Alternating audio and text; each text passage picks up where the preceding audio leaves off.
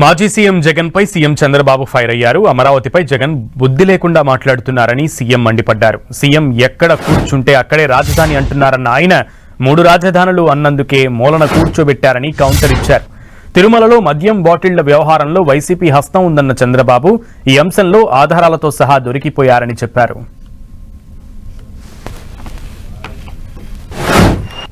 ఎక్కడ రాజ్యాంగంలో రాజధాని పేరు లేదంట. ముఖ్యమంత్రి ఎక్కడ కూర్చొని పనిచేసి బెంగళూరులో కూర్చుంటే ఇడుపుల పాయకి పోతే అదే రాజధాని అంటే ఏంటి చేదస్తో నాకైతే అర్థం కావడం లేదు. ఇప్పుడు అంటున్నాడు అది నది పక్కన వచ్చిందంట. రాజమండ్రి ఎక్కడుంది, విశాఖపట్నం ఎక్కడుంది, లండన్ ఎక్కడుంది, ఢిల్లీ ఎక్కడుంది, చెన్నై ఎక్కడుంది, అంటే బాంబే ఎక్కడుంది? కనీసం ఇలాంటి ఇంగిత జ్ఞానం లేని వాళ్ళు కూడా రాజకీయాలు చేస్తే వీళ్ళు ఏం మాట్లాడాలి? మనకు కొన్ని ఆచారాలు ఉన్నాయి, కొన్ని సాంప్రదాయాలు ఉన్నాయి.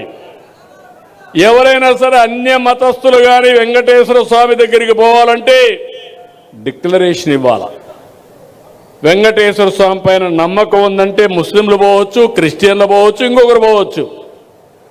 అదే ఇమ్మన్నాం. అదే ఇమ్మంటే నేను ఎళ్లనని నిలిపేసిన వ్యక్తి వెంకటేశ్వర స్వామిని గురించి మాట్లాడితే నా ఇంటి కుల దైవం పవిత్రతను కాపాడే బాధ్యత నాదని మరొకసారి మీ అందరికీ హామీ ఇస్తున్నా. నిన్నేం చేశారు?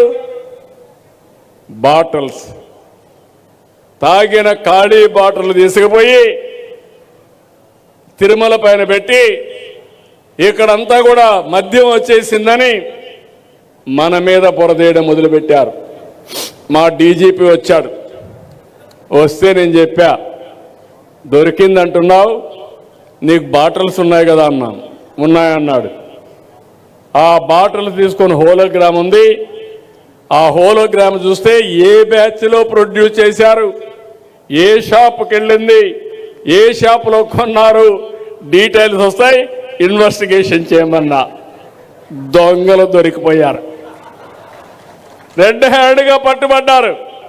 డేగ కన్ను పెట్టా ఈ రాష్ట్రంలో. ఎవడు ఎక్కడ తప్పు చేసినా రెడ్ హ్యాండ్గా పట్టుకుంటా తాట వలస్తాను కానీ ఎవడిని వదిలిపెట్టాను ప్రజా రక్షణ కోసం. రాష్ట్రాన్ని సర్వనాశనం చేశారు. గంజాయిని వాణిజ్య పంట చేశారు. అలాంటి రాష్ట్రాన్ని భ్రష్టు పట్టించి ఇప్పుడు నేను ఒకటే పెట్టాను, డేగ కన్ను పెట్టా. దాని మీద కూడా ఈగలను పెట్టి ఒక వ్యవస్థను పెట్టి మెర్సిలెస్గా కొడుతున్నా. నేను ఒక మాట చెప్పాను, మా ఆడబిడ్డల జోలికి ఎవడైనా వస్తే మత్తులో కూడా నువ్వు అత్యాచారం కానీ ఇలాంటివి చేస్తే, అఘాయిత్యాలు చేస్తే అదే చివరి రోజు ఈ భూమి మీదని హెచ్చరించా, చేసి చూపిస్తున్నా.